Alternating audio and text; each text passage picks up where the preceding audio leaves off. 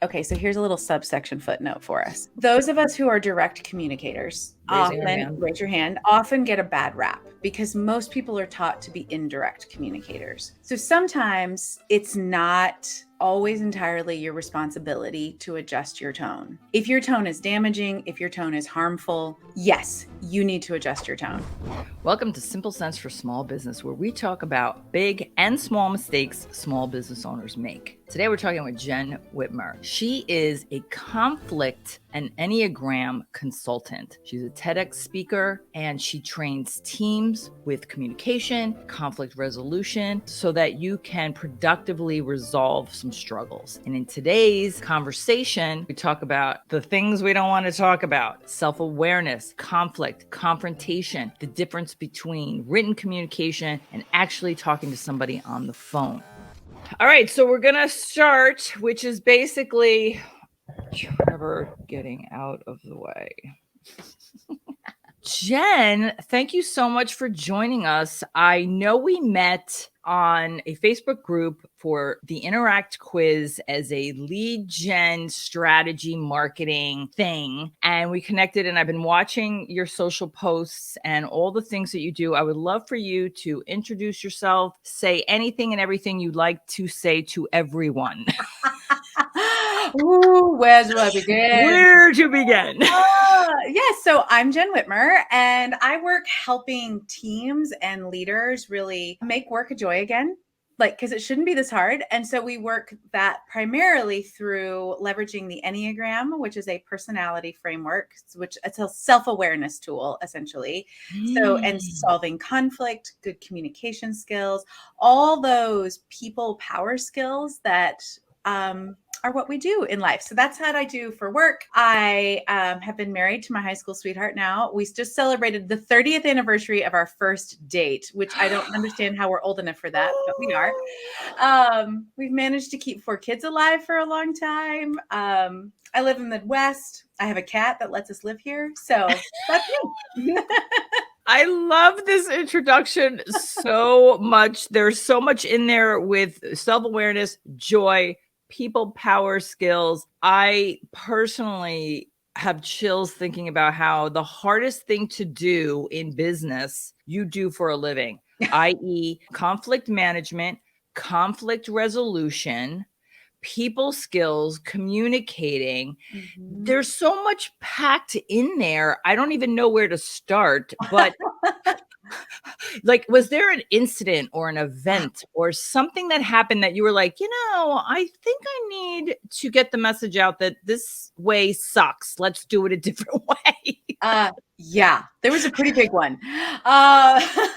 So the Give it to me. Reader's Digest version, or if you're younger than that, the Spark version, the Spark Notes version, depending what generation you're in. I knew the first one. I didn't know the latter one. I'm right on the cusp. I was the weird kid that loved to read Reader's Digest. I was an educator for 20 years. I started my career as a elementary and junior high music teacher, and then I moved into administration, and I was a school leader. I was an assistant head of school, had the best leader I've ever had, learned so much from him. And as great leaders do, he moved on to, bigger and better things. And we had a new leader that came in that was unskilled and unhealed. There was a lot of issues that didn't show up at first. You get a new leader and you're just like, oh yeah, we're getting to know one another. And this is just his new way. And over time, the presenting injury, as I like to say, was conflict. And he was like, well, we just have to work on conflict. Conflict is really bad here. And that kind of, and it turns out that it was actually lack of skill of him as a leader that was creating this unproductive conflict. There was a lot of avoidance. There was gaslighting. There was triangulated communication and all sorts of really unhealthy coping strategies that turned what was like my dream job into a toxic place. And it was awful. It was really terrible. So I was fired and rehired for a different position. It was just It was a whole mess of crazy. Like looking back, the red flags were like a flag core of situations that I just didn't know at the time. So because I'm a teacher, I went back to school and we was like, oh, learning will help me figure this out. I went back and got a different master's degree in communication and culture. At the same time was studying self-awareness and the Enneagram, which is a self-awareness tool, personality framework. And what I discovered in that was the self-awareness piece was the root issue of the conflict. So the conflict was at the top. It's the thing everybody could see, but everything else underneath was also part of the problem. And really this juxtaposition between an amazing leader to an unskilled leader and the difference that made in our culture, in our climate, in our productivity, in retention, the amount of people that left, it was intense. And I left in the middle of the school year and continued to figure this out and just started realizing I don't want other people to experience that again. I had this great example of what was a great leader and how do we promote good leadership and good leadership skills and healthy culture and communication to what happens when you don't have that. And so that's when I started doing this work, because I started recognizing it wasn't just this, small school of 300 students and a community of parents. It was every organization has some kind of struggle with people skills, because unless you're working with robots full time, which most people aren't. That may be coming. AI is upon us. But it's still not it's still, you've got to deal with people. No, it's people true. are everywhere, and wherever you go, there you are. And you have this thing you have to deal with. So that's when I started helping teams and leaders really start to figure out how do we improve what we think is just conflict, but it's actually a host of people skills that begins with self-awareness. That's like the true before and after picture, except it's not my backyard transformation of all the yard work that I did for 3 years. You were anointed, essentially, thinking about it, right? You were anointed to be the one to share the before and after experiences, with a leader that was skilled, with a leader unhealed, and all the communication and the way the conflict would bubble up. The silver linings are always after you kind of figure out how to regain that peace in your body, right? When you're going through it, it's the worst thing. Oh, yeah. And it's not even like a fun chess game, because you have no idea who is on the other side of the board with their whack, a doodle thought process. And it sounds like that was kind of what was going on. I want to kind of break down a little bit of all the things that you shared here. And I appreciate the vulnerability and the transparency of it all. But the self-awareness, I mean, would you say that's the foundation, right? If you don't know, how are you going to interact? And a conversation involves two people. Communication involves, writing is one-sided, but then the recipient is going to interpret that, and it could get misconstrued. What was the first thing you did to accomplish this format for the team building and all of that training? It's hard to identify the first thing, because for my personal experience, it was both doing graduate work in communication and culture. And so that work was happening at the same time that I was doing this deep personal work of understanding my motivations, which is why the Enneagram is a little bit different self-awareness personality tool, because it's digging into those deep motivations. So when I'm working with a team, or when I'm doing a keynote around leadership and self-awareness, I always like to, show the research. It's not just, Jen Whitmer's personal experience, but several organizational health researchers and other OI psychologists all come back to self-awareness is that key piece. So self-awareness is the basic underlying number one skill that you need. And the research continues to show that self-aware leaders are the ones who run more engaged teams. Their teams are more productive. Self-aware employees and team members are the ones who get more raises and promotions. Self-aware leaders run more profitable companies. So these are all the outcomes that we want, right? These are the things that we want to have as we move forward. The other part of the research is that only 10% of us are really self-aware. So I know it's like a little bit like, oh my God, is that me? Am I the one? Am I the one that doesn't know? I mean, there's a good chance that we are. And so that's why I start with that self-awareness piece and understanding who am I and what's motivating me. Then I start to understand how I can interact with other people. So when we're kids, when we're babies, when you're born, you don't know you're any different than your main caregiver. So whoever, if that was your mom or your dad or your nana, whoever that was, you don't know that you're separate. And we go through this process of, oh, I am a different body. I'm a different human. Well, we repeat that in adulthood because we think everybody's just like us. I'm normal. And until we start to have that process of, oh, here's who I am, and that is separate from Linda, that is separate from Jerry, that is separate from Michael, that self-awareness work is what we continue to do as adults. Based on some of the studies I've done on self-awareness, I think the 10% is so low, I believe, because in all of us, there are ways that we may not be self-aware with how certain experiences collide for us. We may be self-aware in one area, but not in another, or we may know we do this, but we don't know we do that kind of thing. Exactly. It is still a very low number. Mm-hmm. And it's because there's different types of self-awareness as well. There's internal and external self-awareness. So internal self-awareness is I understand what's happening inside of me. External self-awareness is I understand how I am impacting others and how I'm being perceived. Those are pretty different.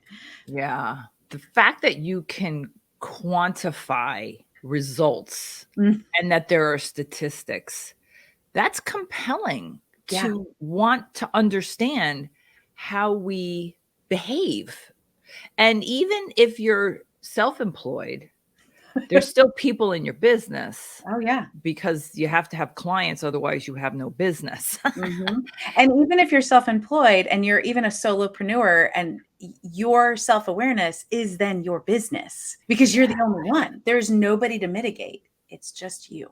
That's true. And let's talk a little bit about conflict, since it's important that it happens. It's unavoidable. Totally.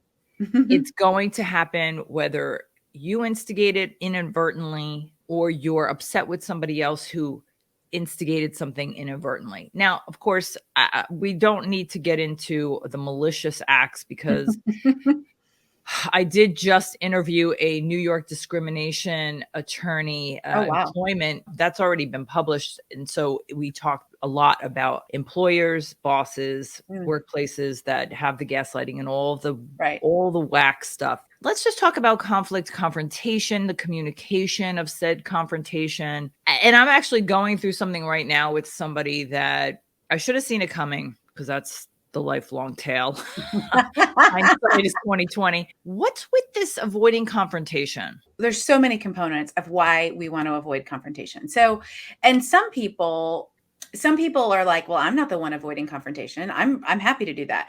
That is a minority of people. So the majority of us avoid confrontation, and it can come from a variety of motivations. And some of it is because I just want us to all be happy. Why can't we all just be happy? Yeah. I just want everybody to like me. I've been taught that confronting people is rude, and I don't want to be rude. I've been taught if I confront somebody, I might be wrong, and I don't want to be wrong. There's all kinds of different reasons why we might not want to. It feels like a failure. If why didn't it work the first time? It feels like failure. There's just these multiple components. And some people are just deeply afraid, like, fear of conflict or disconnection is their core root fear. So all of those reasons are why we might avoid what I like to call a kind confrontation. So the word confront actually means together to your face. So if we think about, oh, I'm just coming face to face with somebody and we're doing this together, that can shift your mindset about what a confrontation is. And then when you put the modifier, you'd add an adjective of kind. I want to kindly come together with you to face something. That changes our perspective on how we're looking at confrontation. I have chills right now. I was looking at the time clock so I can grab this as a 60-second piece inside of this whole episode, because I've never heard it put like that before. And you're right. And that's the whole thing about positive thinking. You can shift your mindset to ease the tension in your body. Yes. I think it's underrated how viscerally we're affected by negative circumstances. Yeah. Trevor and we used to have a weekly show called If Then Thursday. It was kind of fun because it was you could just do a wide range of topics, business related. One of the things is, how do we productively shift our mindset to have the peace to then present and have it be more productive? Because I think that is a formula that is most difficult for many. Yeah. And I mean, I call myself a recovering conflict avoider. I mean, I completely was like, I either reframed it like, it's no big deal. It's fine. It's fine. It's fine. It's fine. It's fine. It's fine. It's gonna be fine. It's fine. Or I was just like, well, I don't need to deal with that. Like I just avoided it. And what that did was create more conflict. Or I wasn't looking at reality because my reframe wasn't actually based in what was happening. It wasn't a positive mindset reframe. It was a reframe of like, this isn't happening, or this isn't really that bad. When we do that, when we avoid conflict, what we create and what we manufacture is fake peace. Nobody wants fake peace. Blown my mind all day here. Fake peace. That's scary. It's a lie. It is. What about some of the tools that people could rely on without it feeling overwhelmed? Like, oh, I got to learn something new. Because the ever evolving, scaling learning curve is always ever present, at least if you're one of self-development and you want to learn to improve and have more self-awareness. We have to learn. We have to continue to learn. So, but what are some of the tools that we can embrace? Yeah. Even as a steady progress to this? So I'm going to give some really big ideas. They have very practical applications, but because I'm not intimately involved in the conflict you're having with your IT department or your sister, these are going to work in all of those places. So there's three things. The first one is knowing what a conflict is. And so when you define conflict as a fight, you're going to think of it like a war. So I want you to reframe that to conflict is the struggle in the middle, the struggle between limited resources and differing goals. So we've got limited resources, and they're usually time, money, people, and space. Those are somehow those categories get involved. And then we've got differing goals. Those are your motivations. That is what you want out of something. And so if you can start to reframe the struggle of the limited resources and the differing goals, that's a conflict. It will take you out of this person hates me, or I'm a terrible person. It takes you out of some of those stories that create deep, deep reactions in your body. Emotions. So, yeah. It removes the got it. Okay. It doesn't totally remove the emotions, but it removes that idea of like, I'm the problem or you're the problem. It removes that aspect of it. So that's just a definition. The second thing is a posture. So I always want people to think of conflict. Once you've done this, okay, it's the struggle between limited resources and differing goals. That means we have a problem to solve. I'm not the problem. You're not the problem. So we're on the team. So it's you and me together. We're going to hook arms over here, and the problem is out there. So we're together, and we're together facing the problem out there. That's the posture, because conflict resolution is first a posture, then it's skills. So first the definition, then the posture. That's incredible. Okay. I mean, and then three. Do you want the third one? There's three. So the last one. I'm already in love with you. Okay, but now there's more. Yeah, we can keep talking about it. I just want to give them all together. So first the definition, then the posture. And the third thing is good questions. Great problem solving is finding out what the problem really is, which involves great questions and listening. And so I always like to ask questions in three categories. You can make them sound like you. They're not going to sound like Jen. They're not going to sound like Linda. Make them sound like you. There's 3 categories of questions. The first one is, how do you feel? Because the emotions are still a part of it. If somebody feels disrespected, that is a different problem than if they are angry. If somebody feels lonely, that is a different problem than if they're feeling grief. So find out what the emotions are. So how do you feel about this? And even at work, we've got to deal with emotions. And then the second set of questions are, what do you think about this? What's your data? Where did you come to that conclusion? How did you get to there? Who told you that? What are you thinking about this? And that kind of logic brain gets involved. And then the last set of questions is, what do you want to do about this? What solutions do you think could work? What action steps do you think we could take? What action steps do you want to take? If you got to pick a solution, what would you do? When you're starting to get there, then you're using what are all 3 levels of our intelligence, and they're coming together in this really lovely Venn diagram where in the middle is wisdom. And so when you can ask questions in these big categories, you start to discover the roots of the problem, what all the data points are, and all the different possible solutions. Because remember, we're just solving a problem. And that's how we get there in healthy conflict resolution. I'm speechless because I've done a lot of research. I'm using air quotes on research.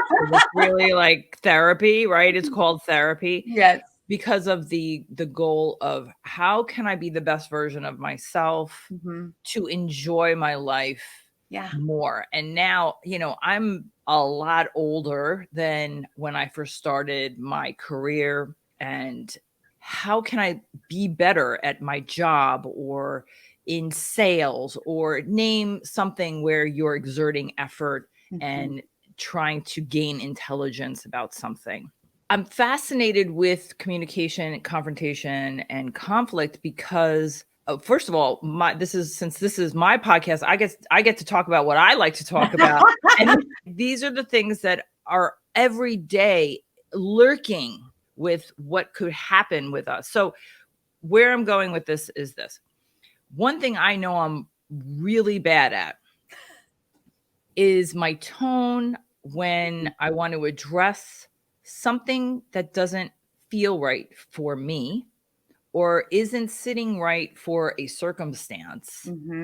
And I have a really harsh tone of, like, forget poker face. Like, my mouth is just, I don't need a face. I have, you don't need my facial expression because I'm going to tell you exactly what I think about that. Besides the mindset to shift it for ourselves and the approach, when we're in the middle of it, and whether we approach it not productively, how do we kind of pivot? Sure. So if I'm understanding your question correctly, how do we take what can be perceived as intense or harsh or even rude, depending on who the receiver is, and how do we shift that to be more productive in our listening and in our communication? Is that sum it up? That was so very beautiful how you summarized that. Well, I can totally get a tone and be completely unaware. And that has been my growth in self-awareness as well, because I am not as bothered when somebody comes at me directly. So I don't mind that going out, but I don't always recognize that some people don't do that. So as we're talking about growing in self-awareness, that is a self-awareness. You were very self-aware, like, oh, this is what's happening for me. How do I start to solve that? That's why self-awareness is so important. Back to the beginning of our conversation. So there are a few things that you can do.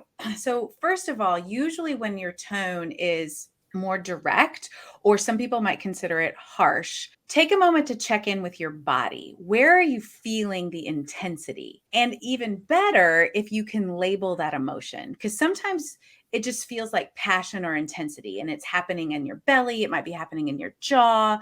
Like, where in your body is your heart racing? Like your jaw is really, like, where is it happening? When you start to label that intensity and like find it in your body, label it as a specific emotion, and then rate it. Like, how intensely am I feeling this? Is this a 10? Like, it's, like, is it intense, or is it, this is like a 6? that immediately actually lowers the intensity, just that activity. So that's the first thing to do. And it doesn't take long to do that. It sounds like it probably took me longer to explain it than it does for you to do it. It's really about 20 or 30 seconds.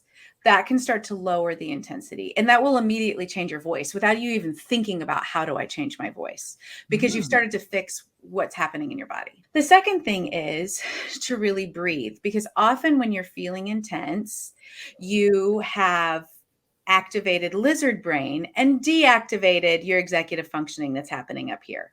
So lizard brain is really literally like your brain stem, which is fantastic at keeping us alive, not awesome at communication.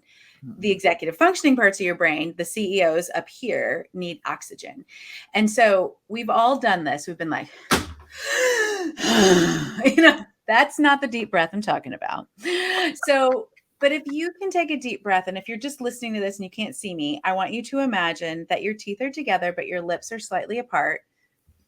And you just take a deep breath. And that alone will start to return the blood flow to the CEO section of your brain, and you can get online. Also, you don't online, meaning it brings that back into functioning. You don't have to again think about how am I speaking, because your voice will automatically adjust. And then the third thing is when you're speaking, if you start to notice the other person's body language is shrinking back or kind of coming at you, whatever, like there's an intense, it isn't a neutral reaction. You can self-disclose, like, hey, sometimes I sound harsher than I mean to come across. So if this is sounding harsh, will you let me know? Because that's not my intention. That self-disclosure of recognizing sometimes it's being perceived differently than my intention, but I can't know that unless you tell me. So you're inviting that feedback. That's another way to help you start to figure out, is this happening or not? Those of us who are direct communicators often get a bad rap because most people are taught to be indirect communicators. So sometimes it's not always entirely your responsibility to adjust your tone. If your tone is damaging, if your tone is harmful, yes, you need to adjust your tone. If your tone is impacting the way the conversation is going, you need to adjust your tone. But if other people are perceiving that and they're not giving you any feedback, that's their job. So sometimes we have to help them by inviting that in. So sometimes my direct communication, people sometimes perceive it as being rude or mean, and that is not my intention. I'm really trying to be clear. So if this feels harsh, will you please tell me? Because I don't know. That is a way to clearly communicate through the harshness, especially if you've done the breath, you've done the finding the intensity. Your voice will have probably adjusted to what is actually an acceptable rate, but somebody, you think it's at a 2 and they're experiencing it as a 7, you have to work that out. I think it also demonstrates there's a vulnerability and transparency that we can have in the conversation, which breaks down the defensiveness of someone else, because you're, as you say, inviting them in for feedback on how it's being received and the engagement of the conversation. Can we talk a little bit about written communication and how safe that can be, but maybe it can also be destructive? Yeah. Written communication is a huge piece. And so I have a little framework that I like to employ, especially text, Slack, instant messenger, all those things. Email kind of falls in that category, but especially instant kinds of communication where you're kind of expecting that instant. If whatever is happening isn't solved in 3 text messages, you need a voice. So either a FaceTime or a huddle or an actual phone call, those things that we used to do all the time. If it's 3 written back and forth and it's still not getting cleared up, you need to get a voice. The more intense a conversation is, the more you need a face. So that's just a little framework I like to use when we're talking about written communication. So just as a big general overview, when you're writing written communication, there are fewer context clues. And also, if you've jumped in the middle of a conversation you were having 2 days ago in an email thread, we think that all the context is there, but the other person might not see all the context. So you might have to start off with what you're talking about again. Hey, remember when we were talking about this the other day? What happened in this email below? I'm wanting to follow up with that. Bloom, bloom, bloom. Whatever that is, or whatever so give them give them the table, like set the table for them, and then lay the plates, then lay the food down. That helps in written communication. The second thing is pause enough to reread what you wrote. So we don't do it. Like we just boop, boop, or blah, and it's gone. It's just out there. So if you reread what you write, you'll start to see, oh, I forgot a word, or I used KNOW rather than NO, like we make mistakes all the time. And so reread what you wrote. If it is a particularly important email, like this is something I'm really trying to communicate clearly, written communication is the best way to have this because I want to have a record, we have those sometimes. Read it out loud. When you read it out loud, it really changes what you're seeing to communicate. So that's your side. When you are the let's say the first sender, yeah. When you're the sender, thank you. That's the right word. When you're the receiver, you're going to read it out loud like this. I mean, did you not do blah, blah? Like your assumption is all of a sudden really bad. So you have to switch it and read it with a tone that is either neutral or with best intentions. That also changes how you receive the written communication. And that's just helpful as the receiver. If as the receiver, you're like, what are we talking about? Take a hot second and see if there's an email train. See if there's something to read. Usually that's like 45 seconds, maybe 90, to just like, what am I not, rather than just being like, I don't know what you're talking about. Just take a moment. And if you still don't know what's happening, then reply with, I am not understanding the context of your request. Can you help me understand? Just take a second before you do that, because often you have it. Sometimes you don't. And so it's okay to ask, but just take that moment when you're the receiver. One tip that has worked for me, but I'm also in a position to be very lucky with my partner, Trevor, who we live together, we work together, we travel together. So there's a lot of communication. But one thing, especially in business, and by the way, he's the one where sometimes my tone, he's just like, whoa, okay, what's it's always the ones closest to us. It's like, I just needed to get milk. This is not a colossal, global event.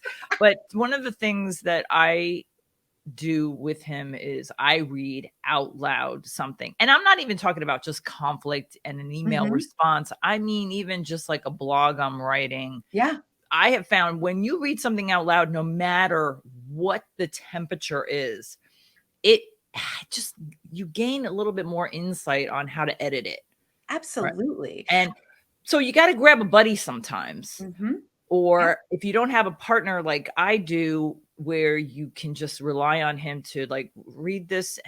And there are a lot of times where if we do get something from the business side or a personal side, he's like, I read that very differently than you did, because I'm having a reaction. He's just neutral about it. So I do think it's so key, especially if you're a solopreneur, to really kind of collect resources around you that you rely on, that you trust, that you can lean on when you're feeling that lack of peace. Absolutely. Even if, right? Or if you're having fake peace, but you're kind of behaving in a way that's not helpful for your own peace, right? Yeah, so absolutely. I could talk to you all day long. You have dropped some crazy gems here. And I just want to say, I think there's a theme of three. Let's say that 3 times fast. A theme of 3. I wrote some notes, but I'm going to have to go through the video with, there are 3 things on a managed struggle. You had 3 ways to resolve struggle, 3 things when you have a written communication issue. So it's the theme of 3. And since we're at 40 minutes, which has nothing to do with 3. We need to spend 4.5 more minutes to get to 45, and then it's 3:15. 3:15, which is also divided by 3. Okay, we won't get into the math. It's fine. But where can people find you? What would you say is the number one thing that you have that might be an immediate solution for somebody? Sure. Especially in business with all the things we have to manage, and communication being one of them. Yeah. Ironically, I have a quiz that is what's your actual problem solving style? And so that quiz will help you understand a little bit about yourself and self-awareness, and the results. You'll get an email with the results if you put in your email, and you'll get some strategies based on your conflict style, because we have different conflict styles. So if you want a quick win for that, it's at jenwhitmer.com/problem solving quiz. You can also go to jenwhitmer.com/freebies. It's lower down in there somewhere too. I'm going to put this in the description and the show notes, but for any listeners, Jen is with 2 N's. 2N Jen, that's right. 2N Jen. And Whitmer, WHITMER. Yes, ma'am. Okay. And then you said problem solving quiz, all one word, no dashes. There's dashes between problem solving and quiz, but if you also go to freebies, it's there. So we're going to put it in the show notes, but if you're listening, you can find it on freebies as well. So that's just a quick win for you. The other things that I offer, besides, kind of weekly tips on solving conflict, on self-awareness as a leader, on using the Enneagram as a practical tool to improve your business, all of those kind of things. I love helping people through speaking events, through trainings, through workshops. I offer a lot of free and paid workshops online. If you have a team and you want some support, let's come work together as a team. I love doing that work as well. And you can just DM me and find that out. So my challenge for you here's my challenge if you're listening, to go do the quiz. And then let me know what you thought. Like, this fits me. This doesn't fit me. I play the most on LinkedIn and Instagram. That's where I'm hanging out. And you can find me there at Jen Whitmer, Jen Delario Whitmer over on LinkedIn, but Jen_Whitmer on Instagram. And just let me know. You can share or you can send me a DM. That's my little challenge, self-awareness skill for you. I love it. I cannot thank you enough for coming here and sharing all these tips, and I cannot wait to edit this. This is one I will be personally editing myself because I want to go through and listen again and kind of grab some excerpts out and share those gems as well. Oh, I'm so glad it was helpful for you. It really, really was. And I could talk to you all day. We didn't even get into Enneagram, but I want to give people a reason to go find you and follow you and keep learning for themselves. And let's get that 10% of those that are self-aware. Let's get that up. I think that should be a goal for everybody, right? Absolutely.